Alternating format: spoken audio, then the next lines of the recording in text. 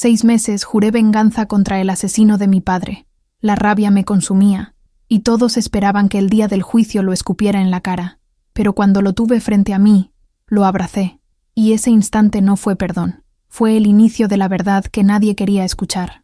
Antes de continuar, cuéntame en los comentarios desde dónde nos estás viendo, tu ciudad o tu país.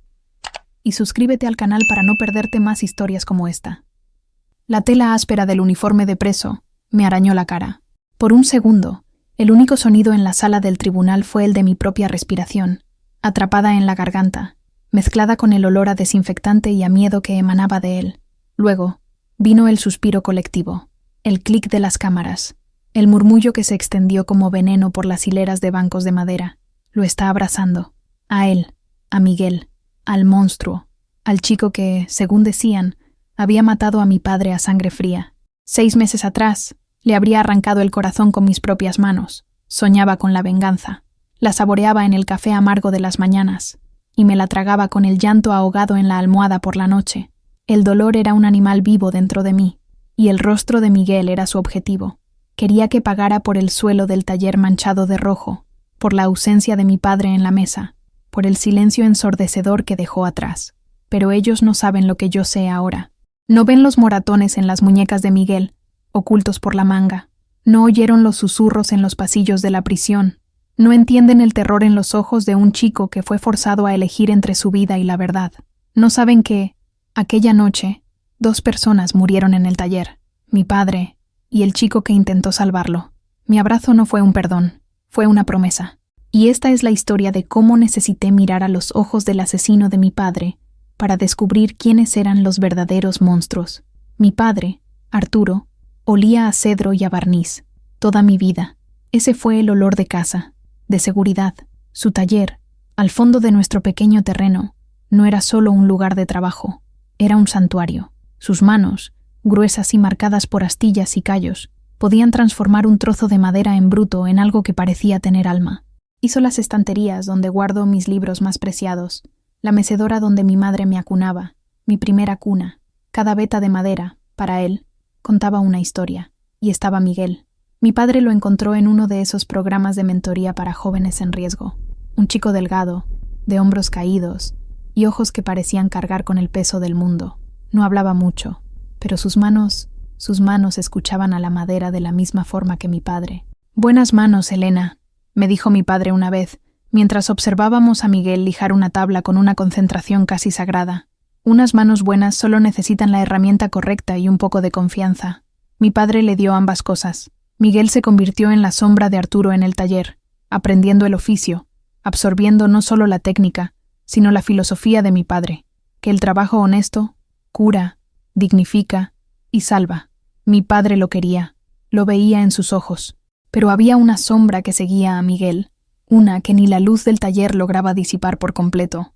A veces, lo veía mirando el teléfono con el rostro pálido, o escuchaba a mi padre hablar con él en voz baja sobre responsabilidades y callejones sin salida. Mi tío Carlos nunca entendió esa relación. Para él, el mundo era simple, dividido entre los fuertes y los débiles, los de dentro y los de fuera. «Arturo, tratas a ese muchacho como si fuera tuyo», dijo en un almuerzo de domingo, con ese tono suyo de quien lo sabe todo. «Recuerda, la sangre es la sangre. Lo demás es solo un riesgo». Recuerdo la sonrisa triste de mi padre. «El carácter no está en la sangre, Carlos. Está en las manos. Y las manos de este chico son buenas». La música se detiene abruptamente. El tono de Elena se vuelve frío, quebrado. La llamada llegó un martes lluvioso. La voz al otro lado era de un policía, formal, sin emoción. Hubo un incidente en el taller. El olor a cedro y barniz, el olor a casa, ahora estaba mezclado con otro, metálico, dulce y nauseabundo. La cinta amarilla de la policía cortaba la entrada al santuario de mi padre. Vi a través de la puerta abierta, herramientas caídas, serrín mezclado con algo oscuro y pegajoso en el suelo, el caos violento invadiendo el lugar más ordenado que conocía. Me dijeron que fue un robo con homicidio. Un robo que salió mal. Mi padre se habría resistido. Se oyeron disparos, y el principal sospechoso, la única persona cuyas huellas dactilares estaban en el cepillo de carpintero ensangrentado junto al cuerpo, era Miguel. Había desaparecido. En ese momento, el mundo se detuvo. El chico que mi padre intentó salvar se había convertido en el monstruo que lo destruyó, la prueba de la debilidad que mi tío siempre señaló, o eso creía yo, y con cada fibra de mi ser, con el eco de las palabras de mi tío en mi cabeza, juré que lo pagaría. El olor del taller fue reemplazado por el aroma dulzón y empalagoso de lirios y crisantemos, flores fúnebres, flores que gritaban que Arturo, mi padre, ya no estaba aquí. En el velatorio, yo era una estatua, recibía los abrazos, escuchaba los «lo siento mucho», pero no sentía nada más que un frío que venía de dentro, congelándolo todo. Mi tío Carlos, en cambio, sentía por los dos. Se movía por la capilla como un general en tiempos de guerra, el rostro contraído en una máscara de justa indignación. Él no lloraba. Él planeaba el contraataque. Durante su discurso, subió al púlpito, no para celebrar la vida de mi padre, sino para maldecir su muerte. Mi hermano Arturo era un hombre bueno, comenzó, su voz resonando en el silencio. Demasiado bueno. Abría las puertas de su casa y de su corazón a cualquiera. Veía potencial donde nosotros, los más escépticos, veíamos peligro. Sus ojos recorrieron a la multitud y se posaron en mí. Le tendió la mano a una serpiente, y ésta lo mordió. Pero juro, por la memoria de mi hermano, que esa serpiente no se arrastrará libre por mucho tiempo. Se hará justicia. Una justicia dura, la única que los traidores como él entienden. La gente asintió. Murmullos de aprobación. El dolor colectivo necesitaba un objetivo, y mi tío Carlos les dio un nombre sin necesidad de decirlo. Miguel. Ese día, la narrativa quedó sellada. Mi padre era el santo, y Miguel, el demonio. Y yo, en mi silencio helado, lo acepté. La rabia del tío Carlos era más fácil de sentir que mi propio dolor. Las semanas siguientes fueron un borrón. La casa se quedó en silencio. El sonido de la sierra en el taller, que durante toda mi vida había sido la banda sonora de mis días, fue reemplazado por un vacío que dolía en los oídos. Me encerré en mi trabajo en el museo, archivando la vida de otras personas porque no soportaba enfrentar la mía. Los artefactos frágiles, el olor a papel antiguo, todo parecía más real que mi propia existencia. El tío Carlos me llamaba todos los días. Aún no lo han encontrado, pero lo encontrarán, Elena. Gusanos como él siempre dejan un rastro. Alimentaba mi odio. Me daba dosis diarias de veneno para que no olvidara su sabor. Cualquier buen recuerdo que tuviera de Miguel, él sonriendo al aprender un nuevo ensamblaje, ayudándome a cargar las compras, escuchando las historias de mi padre con admiración, era ahora una prueba de su traición. Te engañó a ti también. ¿Lo ves? Nos engañó a todos, repetía el tío Carlos. Y yo le creía. La noticia de su captura llegó un viernes. Estaba en el supermercado, parada en el pasillo de congelados, cuando vi su rostro en el noticiero de una pequeña televisión sobre la caja. Una foto granulada, la cara sucia, los ojos desorbitados de pánico, mientras 2 policías lo metían en un coche patrulla. «Captura del aprendiz traidor», decía el titular. Dejé caer la cesta al suelo. El ruido de un frasco de vidrio al romperse ni siquiera me asustó. Sentí una oleada de alivio sombrío, una satisfacción horrible que me llenó por un instante. Ya está. Justicia. 2 días después, el detective a cargo del caso me llamó. «Señorita Elena, solo para informarle, Miguel ha confesado». Mi corazón dio un vuelco. ¿Lo ha confesado todo? Sí, señora. La historia que cuenta es confusa. Está en shock, pero admitió que fue al taller a robar. Dijo que necesitaba dinero. Su padre lo sorprendió. Hubo una pelea y el resto ya lo sabe. Dice que el arma se disparó por accidente, pero eso es lo que dicen todos. Un robo. Dinero. Era tan banal, tan sucio. Mi padre que le habría dado el dinero a Miguel si se lo hubiera pedido, muerto por un puñado de billetes. La historia encajaba perfectamente en la narrativa de mi tío. «¿No te lo dije?», me dijo por teléfono, con la voz triunfante. «La gente de esa calaña, no importa cuánto les ayudes, siempre vuelven a la cloaca. La ingratitud la llevan en la sangre». A partir de ese día, mi dolor se transformó en un propósito frío. Ya no era solo la hija de luto. Era la guardiana de la memoria de mi padre, y su memoria exigía venganza. Concerté una reunión con el fiscal, un hombre de mediana edad con ojos cansados. Me senté en su despacho, con la espalda recta y la voz firme. Le hablé de la bondad de mi padre, de la oportunidad que le dio a Miguel, pero cada palabra era una piedra que añadía a la tumba de aquel chico. Transformé la generosidad de Arturo en ingenuidad y la necesidad de Miguel en pura malicia. Quiero que se le acuse de homicidio calificado, dije. Y el fiscal me miró, sorprendido por mi frialdad. La traición, el abuso de confianza, eso califica el crimen. Mi padre lo acogió y él lo mató por dinero. Haremos lo posible, señorita. Con la confesión tenemos un caso sólido. Me convertí en el rostro de la tragedia en la ciudad. La hija valiente. Me llamaban algunos periódicos. Recibía cartas de desconocidos, ofreciéndome apoyo, diciéndome que fuera fuerte. Y lo era, fuerte como el acero, fría como el mármol de la lápida de mi padre. Viejos amigos de la familia, hombres que trabajaron con mi padre durante décadas, intentaron acercarse. Elena, yo conocí a ese chico. Él adoraba a tu padre. ¿Estás segura de que no hay algo más en esta historia? Los cortaba en seco. Ustedes no estaban allí. No vieron lo que yo vi. Los alejé, uno por uno. Carlos me aplaudía por ello. Ellos no lo entienden, Elena. El dolor es nuestro. La justicia también tiene que serlo. Me aisló. Me puso en una isla de luto y rabia, y yo dejé que construyera el muro a mi alrededor. La preparación para el juicio consumió los meses siguientes. Leía los informes de la policía, las transcripciones de la declaración de Miguel, cada palabra convenciéndome más y más de su culpa. La historia era simple, directa, y yo me aferraba a ella. Hasta una noche. Faltaban pocas semanas para el juicio. Estaba en el antiguo escritorio de mi padre, intentando organizar sus papeles, algo que había estado posponiendo. En el fondo de un cajón, bajo un montón de facturas, encontré un pequeño cuaderno de cuentas, uno que usaba para notas personales. Hojeé las páginas, viendo su caligrafía familiar, y entonces lo vi. Varias anotaciones pequeñas junto al nombre de Miguel. Adelanto para la medicina de su madre. Pequeño préstamo para el alquiler. Arreglo de la nevera. Mi padre lo estaba ayudando con pequeñas cosas, como yo ya sabía. Pero la última anotación, fechada 2 días antes de su muerte, era diferente. Su letra era más apresurada, más tensa. Deuda grande de Miguel. Prestamistas. Peligroso. Necesito resolver esto mañana. Hablé con él. Encontraremos una solución. Leí la frase de nuevo. Y de nuevo. Prestamistas. Peligroso. Encontraremos una solución. La historia oficial del detective, un simple robo por dinero, de repente me pareció demasiado simple, incompleta.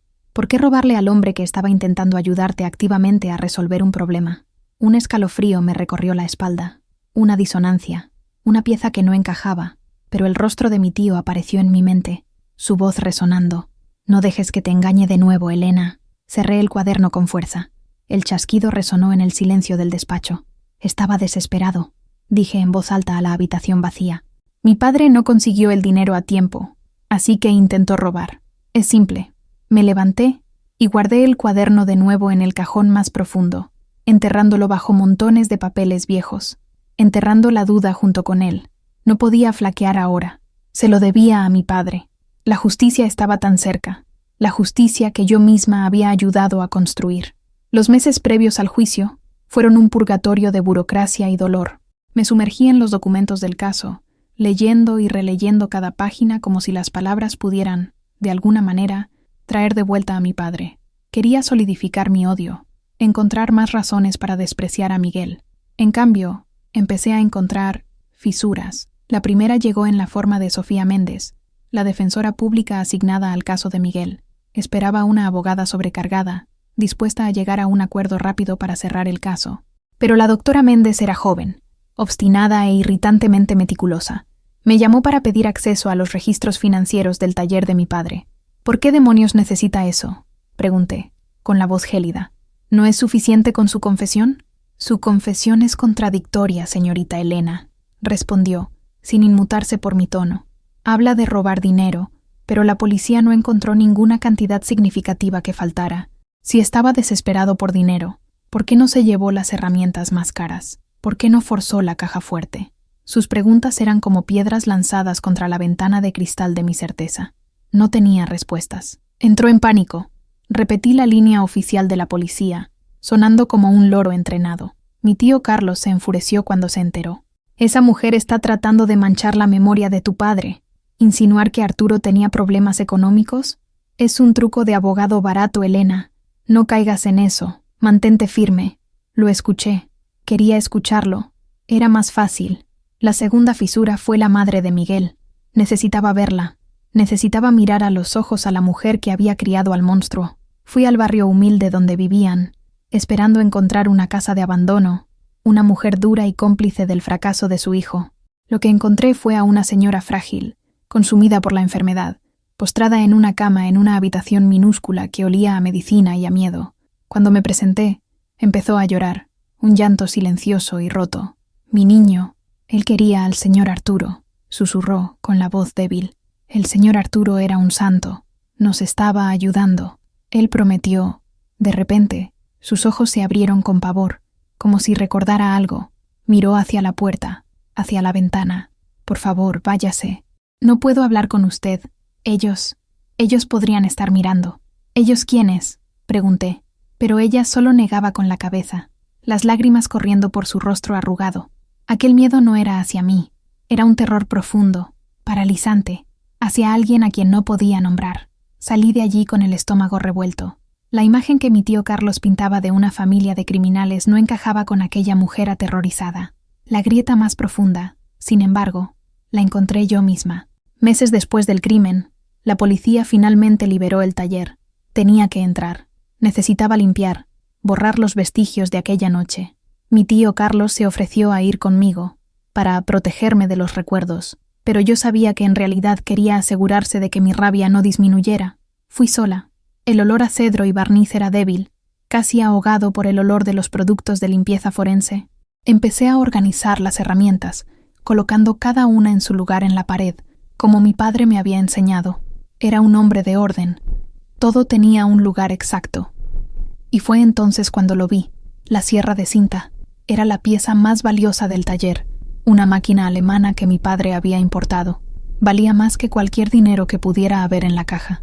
La noche del crimen, según las fotos de la policía, la cubierta protectora de la cuchilla estaba en el suelo. Pero yo sabía, con una certeza absoluta, que mi padre nunca dejaba esa máquina sin la protección. Era su regla de oro, lo primero que le enseñó a Miguel. Alguien que no conocía las reglas de ese lugar había estado allí, y entonces noté algo más. Detrás de una pila de tablones, en el rincón más oscuro, había marcas de lucha en la pared, arañazos, un trozo de yeso roto, marcas que no estaban en el informe policial, que se centraba solo en el área alrededor del cuerpo de mi padre. La pelea no había sido solo donde mi padre cayó, se había extendido, había sido más caótica, más desesperada.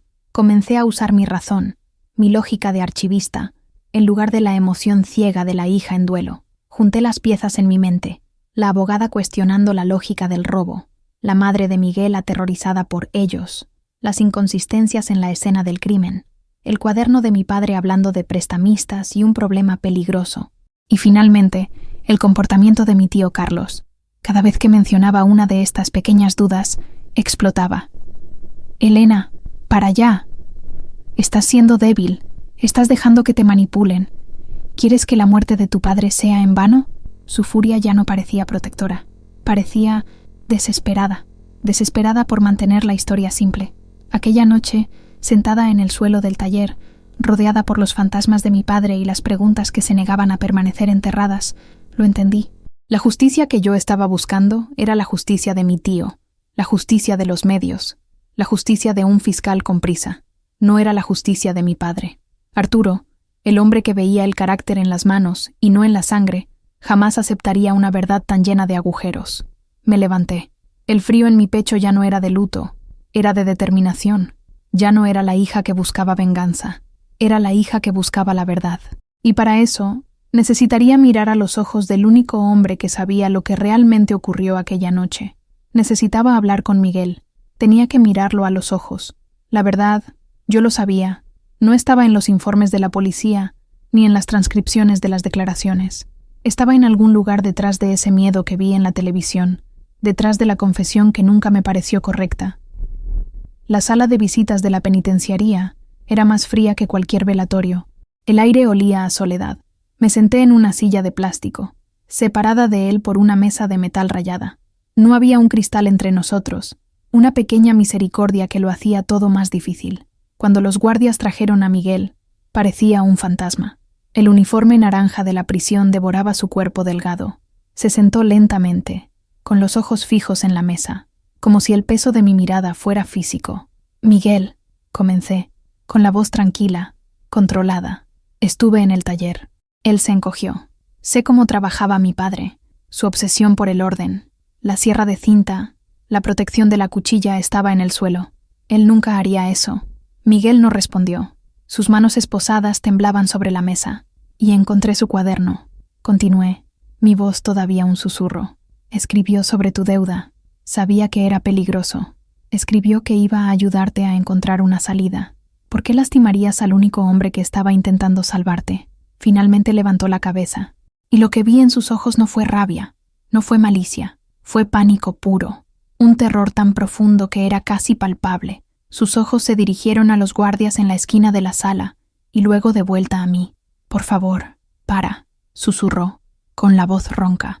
No hables de eso. No lo entiendes. Quiero entender, Miguel. Ayúdame a entender. No, dijo, la palabra saliendo más fuerte de lo que pretendía, haciendo que uno de los guardias mirara en nuestra dirección. Bajó la voz de nuevo, con una urgencia desesperada. Tú no quieres entender. Solo vas a empeorar las cosas. Para mí y para mi madre. Ya confesé. Fue un robo. Un accidente. Eso fue lo que pasó. Ahora, por favor, déjame en paz. Se levantó bruscamente, haciendo que la silla raspara el suelo. Guardia, llamó, con la voz quebrada. La visita ha terminado. No miró hacia atrás mientras se lo llevaban, dejándome sola con el eco de su súplica desesperada. Salí de esa sala sin la verdad que fui a buscar, pero salí con algo mucho más poderoso, la certeza. Mientras caminaba de regreso por el frío pasillo, mi competencia invisible, la fe en el carácter de mi padre, mi mente de archivista que no acepta piezas fuera de lugar. Finalmente se reveló. Lo vi todo con una claridad cegadora. No estaba mintiendo para engañarme. Estaba mintiendo para proteger. El miedo en sus ojos no era el miedo de un asesino temeroso de ser atrapado por la ley. Era el miedo de una presa acorralada, mirando al verdadero lobo por encima de mi hombro. Su confesión no era un hecho. Era una mordaza. Subí a mi coche y me quedé en el estacionamiento de la prisión durante casi una hora, viendo cómo el sol comenzaba a ponerse. La justicia de mi tío Carlos era ciega. La justicia de la ley se basaba en una mentira. La justicia de mi padre, esa todavía tenía que hacerse. Salí de ese estacionamiento con una única certeza ardiendo en mi pecho. Miguel era inocente. Pero esa certeza era un veneno, no un alivio. ¿Qué podía hacer con ella? El juicio era una farsa, un teatro montado sobre una confesión forzada, y yo había ayudado a construir el escenario. No tenía pruebas, solo la intuición de una hija y la memoria de un padre. En mi contra, tenía a la ley, a los medios y a mi propia familia. Iría a ese tribunal al día siguiente, no como una vengadora, sino como la única testigo de una verdad que nadie más podía ver. No sabía lo que iba a decir, no sabía lo que iba a hacer, solo sabía que estaba completamente sola. El día del juicio final no parecía real, era como una pesadilla a cámara lenta. El aire en la sala del tribunal era pesado, denso con el perfume barato de los reporteros y el dolor silencioso de mi familia. Sentía la mirada de mi tío Carlos en mi nuca, un peso físico, el ancla que me ataba a la narrativa de venganza. El fiscal desfiló frente al jurado, pintando a Miguel como un lobo con piel de cordero. La doctora Méndez luchó valientemente, pero sus palabras eran solo teoría contra una montaña de hechos. Lo veía en los ojos del jurado. Querían la historia simple, el bien contra el mal. Entonces, el juez me llamó. Señorita Elena, la corte está lista para escuchar su declaración sobre el impacto de la víctima. El silencio cayó como un sudario. Era mi momento. Mi tío Carlos se enderezó, esperando el golpe de gracia. Caminé hasta el estrado. Mis piernas temblaban. Mis manos, heladas, se aferraron a la madera. Miré a Miguel. Estaba encogido, con los ojos vacíos. Un hombre ya condenado. Respiré hondo. Mi padre, Arturo, comencé, con la voz temblorosa.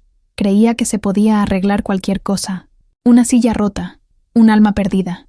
Me enseñó que la fuerza de un hombre no está en cómo juzga, sino en cómo ayuda a levantar a quien ha caído. La sala se tensó.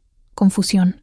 La ley busca hechos, continué, fijando mis ojos en Miguel, pero mi padre buscaba la verdad, y la verdad es que el hombre que él era jamás habría sido traicionado por el chico aterrorizado que veo frente a mí. La justicia no es solo castigar al culpable. A veces, la justicia es proteger al inocente. Señorita, comenzó el juez, pero un fuego se encendió dentro de mí. En ese segundo tomé la decisión. No era un plan, era una necesidad. Me alejé del estrado. El primer sonido fue el de mi zapato en el suelo de mármol. Luego, un suspiro agudo en la primera fila. Era mi tío. Elena. No. Lo ignoré. El mundo a mi alrededor comenzó a disolverse. Los rostros en la multitud se convirtieron en un borrón. Los sonidos se volvieron distantes, como si estuviera bajo el agua. El martillo del juez golpeando, el clic de una cámara, todo era un eco. Mi visión se estrechó, enfocándose en una sola cosa: el chico en el banquillo de los acusados. La voz del miedo gritaba en mi cabeza: «Para, pensarán que te has vuelto loca, lo arruinarás todo». Pero el recuerdo de mi padre susurraba más fuerte: «Buenas manos, Elena. Unas manos buenas solo necesitan un poco de confianza». No me detuve. Cada paso era una rebelión contra la historia que ellos habían escrito. Llegué al banquillo. Miguel me miró, con los ojos desorbitados, esperando el golpe final, y en lugar de palabras, extendí mis brazos. Él se encogió, un reflejo de quien espera el dolor, pero cuando mis brazos lo rodearon, se derrumbó. Sentí un temblor recorrer todo su cuerpo, un sollozo que parecía venir del fondo de su alma, y se aferró a mí como un náufrago. La erupción de ruido y luz me trajo de vuelta. Los flashes de las cámaras eran como relámpagos, cegándome. El ruido era un muro de sonido.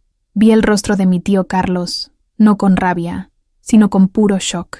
El martillo del juez golpeaba, las voces gritaban, pero yo no lo soltaba. En ese momento, en el ojo del huracán, solo existía el silencio de una promesa hecha. El abrazo duró solo unos segundos, pero pareció una eternidad, y en ese silencio tenso, en medio del caos, el mundo pensó que había visto un acto de perdón. Vieron a la hija débil, rota por el luto, perdonando al asesino de su padre, pero estaban equivocados. Lo que presenciaron no fue una rendición. Aquello fue un grito de guerra. Cuando finalmente solté a Miguel, un guardia me apartó suavemente. El rostro del chico estaba mojado por las lágrimas, pero en sus ojos, por primera vez, había algo más que el vacío, una chispa de incredulidad, de esperanza. Su abogada, la doctora Méndez, me alcanzó en medio de la confusión, con los ojos brillantes. Antes de que pudiera decir nada, la puerta de una sala lateral se abrió y un oficial de justicia nos llamó. El juez exige su presencia. Ahora. Nos llevaron a un pasillo silencioso, lejos de los gritos y los flashes. El contraste era brutal. La adrenalina comenzó a bajar y mis manos empezaron a temblar. ¿Qué había hecho? La puerta se abrió con violencia. Era mi tío Carlos. Su rostro estaba rojo, las venas hinchadas en su frente. «¿Te has vuelto loca?», gritó, su voz resonando en el pasillo. «¿Qué fue eso, Elena? ¿Una obra de teatro? Has humillado a nuestra familia. Has humillado la memoria de tu padre frente al mundo entero». Se acercó, con el dedo en ristre. «Defender al monstruo que lo mató. Te manipuló. Ese gusano siempre supo cómo manipular a tu padre y ahora te ha manipulado a ti». No retrocedí. Por primera vez en mi vida, no sentí miedo de él, solo una inmensa y triste pena. «No, tío», respondí, y mi voz salió sorprendentemente tranquila.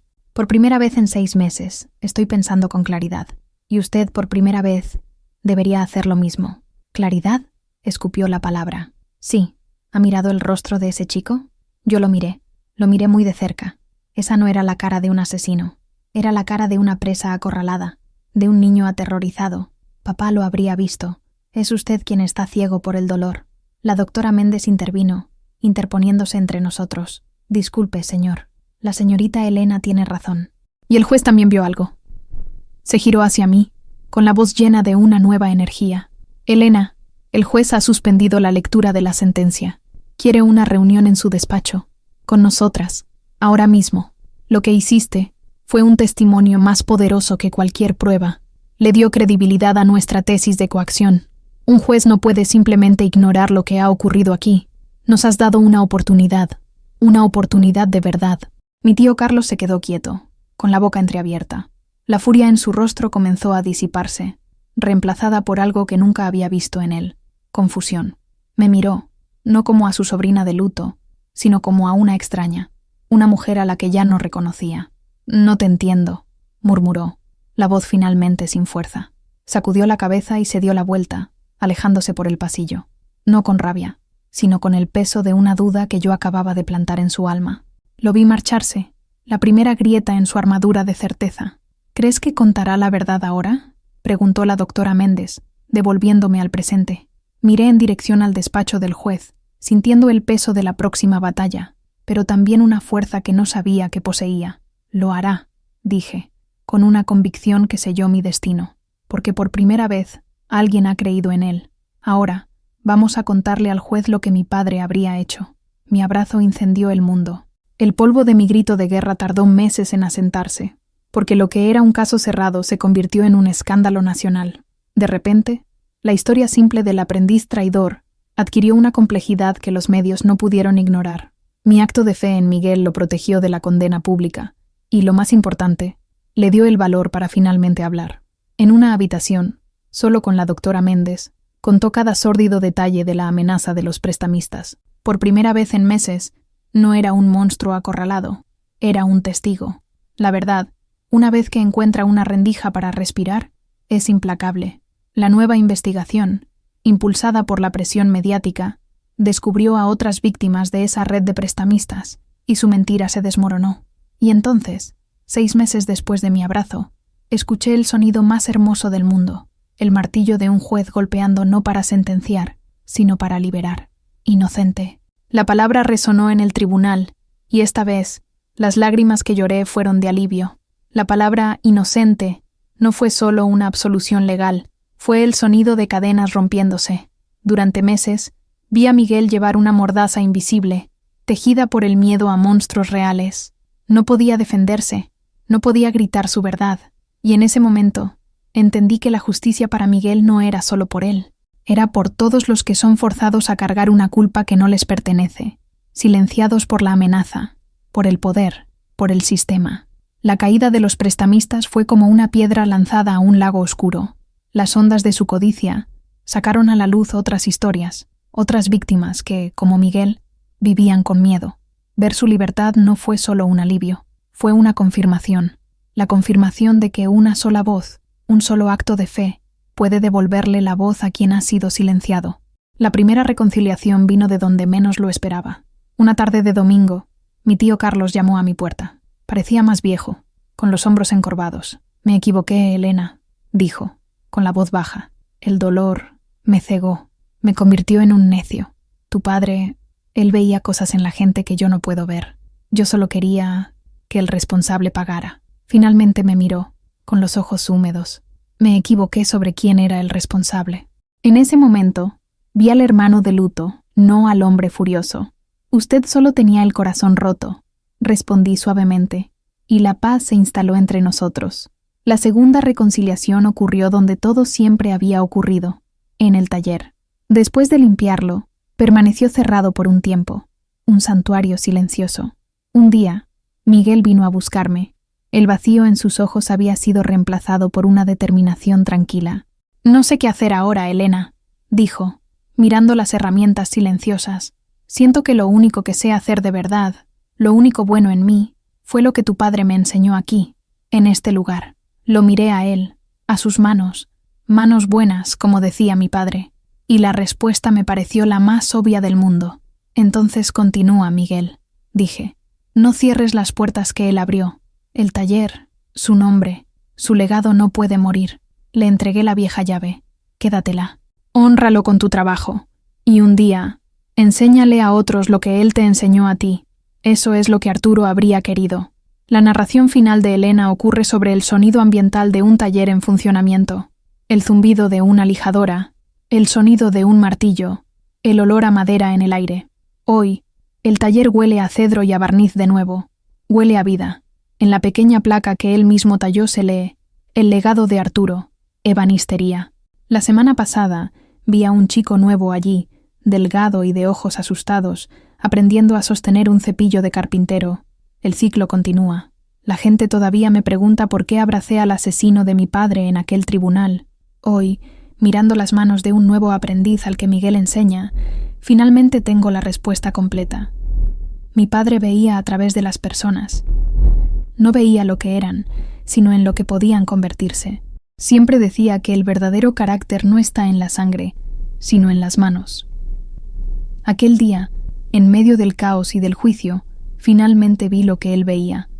Yo no abracé a un asesino, abracé la fe de mi padre, abracé las manos de Miguel. Unas manos buenas, que solo necesitaban una segunda oportunidad. Mi padre me dejó el taller, las herramientas, los recuerdos, pero la mayor herencia que me dio fue su visión. La capacidad de ver más allá de lo que los ojos muestran, de ver la verdadera esencia de las personas buenas, incluso cuando están cubiertas por el polvo del miedo y la desesperación. Muchas veces, la vida nos endurece, nuestra razón construye muros para protegernos del dolor, y nos olvidamos de escuchar lo que el corazón ya sabe. Juzgamos la historia de los demás sin conocer el peso de sus páginas. No nos ponemos en su lugar, y por eso, no vemos lo que hay que ver. Aprendí que la verdadera fuerza no está en la venganza, sino en el valor de hacer un simple gesto que desafía la lógica de la rabia. Un abrazo, una mirada de confianza, una palabra de apoyo. Esas son las herramientas que realmente arreglan el mundo. Todos tenemos el poder de marcar la diferencia. Solo necesitamos tener el valor de escuchar nuestra verdadera voz y ver con el corazón, tal como lo hacía mi padre, todos los días. ¿Y tú? ¿Qué fue lo que más te impactó en este giro de la historia? Escribe en los comentarios qué parte te emocionó más y cuéntanos también desde qué ciudad nos estás viendo. Comparte esta historia con tus amigos, porque puede tocar sus corazones también. Un fuerte abrazo y hasta la próxima.